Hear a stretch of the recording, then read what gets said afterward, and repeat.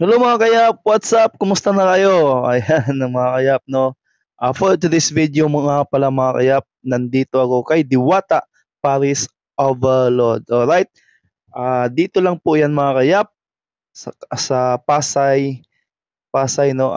Katabi lang ng GSIS. Ayan po. At meron dito ang parking lot mga kayap. Ayan. 20? At syempre, bago kayo Ilang oras na yan? makapag-parking, Ha? kailangan Ilang nyo oras? magbayad ng 20 pesos dito kay Kuya. Ayan, yan po yung parking area no dito kay Diwata Saan pila ng Overload dito? Paris. Baliktad. So yun nga mga kayaps, sa mga nagtatanong kung bakit ako nandito at mahina kasi yung booking no namin mga kayap no sa Move It. Kaya pumasyal na ako dito kasi yung araw na to, ito po yung holiday. Ramadan po no, holiday ng mga Muslim. Alright? 2 days po 'tong walang pasok sa trabaho ng mga tao kaya pumasyal na lang ako dito, 'di ba? At naisipan kong mag-vlog dito sa Paris Overload ni Diwata.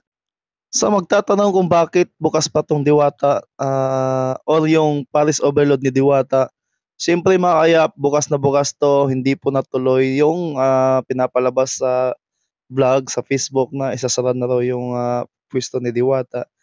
Nagkakamali po sila mga kayap, ang lahat po ng mga yon ay isang paninira lang kay Diwata. Alright, gano'n talaga mga kayap. Marami talagang naninira kay Diwata dito kahit yung ayaw ko na lang sabihin yung mga pangalan, basta napanood ko lang naman sa Facebook. Alright, so yun nga mga kayap, ito po yung puwesto ni Diwata. Ayan, akala ko nga talaga walang katao-tao dito mga kayap. Actually meron pa rin mga tao, marami pa rin pumasyal.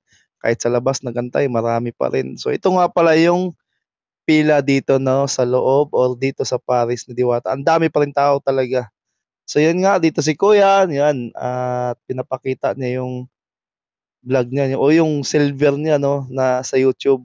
Yung silver plaque na silver plaque niya dito sa YouTube. Tapos sabi niya marami na raw siyang subscriber kaysa kay Diwata. So yun, shoutout sa'yo Kuya. So yun nga mga yap, ang dami rin talagang mga vlogger dito at siyempre isa na ako doon para naman i-flex ko rin yung Paris Overload ni Diwata. At siyempre, para na rin tayo makilala dito kay Diwata. Ay nako, ang init pa naman dito mga kayap, sobrang init talaga. Ayan, ayan po nga sila ate kumakain, napansin ni ate na, "Hi." Nag-hi siya dito sa video ko, sabi niya, "Kuya ano, i-shoutout mo naman kami dito sa or diyan sa vlog mo." Siyempre at hindi kayo mawawala dahil isa kayo sa nakapansin sa'kin na isa nga akong vlogger. Shoutout sa inyo at sa mga kasamahan mo ate. So right na mga kayap, ayan din si Kuloko, yung may bata diyan na makulit. Sabi niya, "Kuya vlogger ka kuya, vlogger." Ang kulit tanong ng tanong.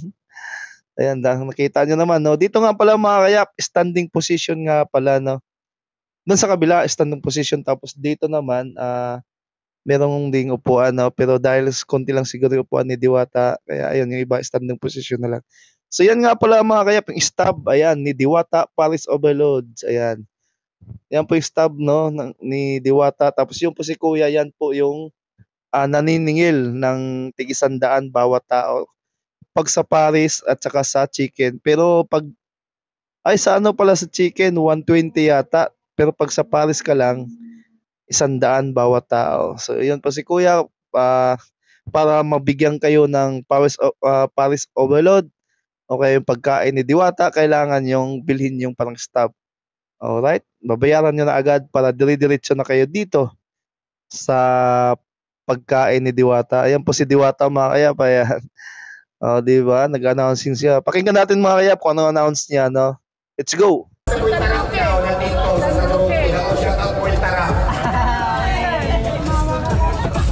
Thank you po. Shoutout taga Dinagat mga AKs. Shout out agency. AKs taga Dinagat, AKs taga Dinagat. Dinagat daw shout out. So yun nga mga kayap, nakita ko na rin si Diwata sa personal 'no. Yan pala yung itsura ni Diwata.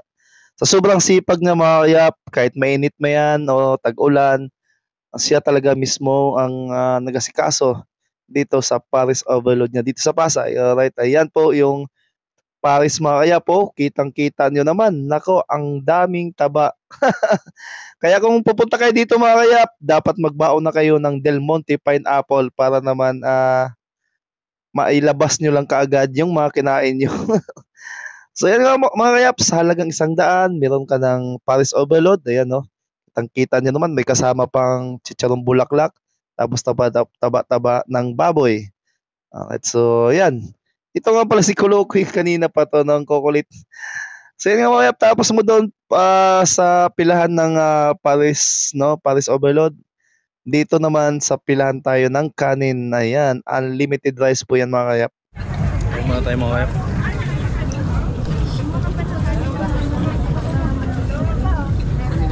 Standing position.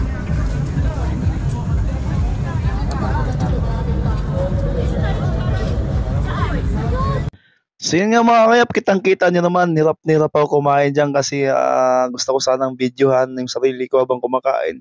Kaso hirap pala ako kasi ako mismo yung nagbibideo, tapos yung gamit ko ay GoPro. Kaya hirap ako videohan ng sarili ko. Kaya yung pagpasensyaan nyo na ako, hindi ko naipakita sa inyo yung face ko o yung mukha ko, no, kung paano kumain ng Paris Overload. So dito na nga ako sa soft drinks, no, banda mga kayap. Binigay ko na po yung stop ng Diwata o Paris Overload. So pag dito pala ibibigay nyo na yung stop mga kayap pag kumuha kayo ng soft drinks. Alright, so ayun. Ito nga pala yung bago nilang menu mga kayap. Ito po yung bulalo ni Diwata. Ayan mga kayap, piniplex ko lang. Nakiusap lang ako kay ate na ate, gusto ko lang i-flex yung bagong menu ni Diwata na bulalo. Ayan. Alright, o diba? Ang dami pa rin tao mga kayap, diba? Kahit holiday. At syempre mga kayap, pumunta ako dito sa labas. Ayan, napansin ko dito, ang dami mga vlogger nagdikit ng sticker nila. Kaya syempre, magpapahuli ba tayo mga kayap? Syempre, hindi ako papayag na hindi ko may dikit yung magic sticker ko. Ayan mga kayap. Kaya sa mga pumunta dito, pakibisita na lang po o pakitingnan na lang yung sticker ko na nakadikit dito sa tarpaulin ni Diwata Paris Overload. Ayan, ang daming mga sticker, di ba? Hanggang dito na lang mga kayap. Kita-kits tayo sa susunod ko na vlog. Mega love shoutout nga pala sa Teamwork. Okay? Love you all. Bye-bye.